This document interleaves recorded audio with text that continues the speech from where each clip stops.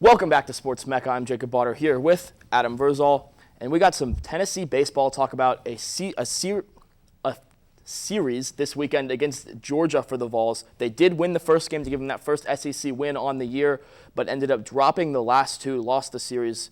Tennessee drops to 1-8. Yeah, the Georgia pitching was just too much for Tennessee this weekend.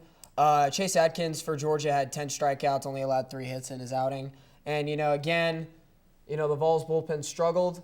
They couldn't get it going, which is, they played a lot better than they have in the past two series against, South Carolina and Mississippi State. They were below subpar. This weekend they brought it back up, but it still wasn't enough. But the main concern that I have for Tennessee is they got to get the sticks going.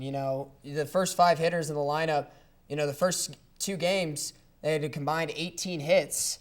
And then the Sunday game, they go 0 for 15.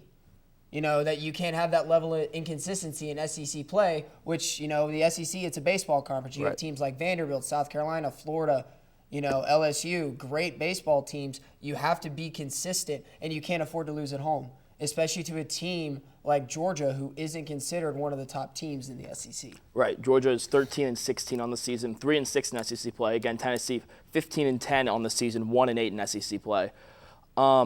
Against Georgia on Sunday, freshman Zach Lingenfelder got the start. He started out pretty well, 3 scoreless innings. Fifth and sixth inning also pitched scoreless. However, did give up all 3 runs the Vols allowed in the 4th inning. Bullpen had a better day on Sunday than they had over the series. Kyle Serrano and Will Heflin both pitched some shutout innings. But, like you said, the bats were unable to go. One guy who did get going was Dom Thornton, who's been good all season. Had 2 of Tennessee's 3 hits on the day. One of them was a home run that was Tennessee's run. And Tennessee will host Middle Tennessee State on Tuesday.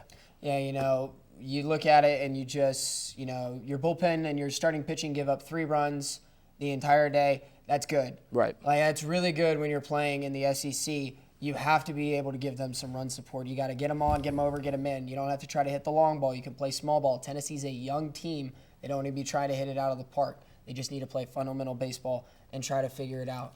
So we will be right back. We've got some NBA and some Major League Baseball to talk about. Stay tuned.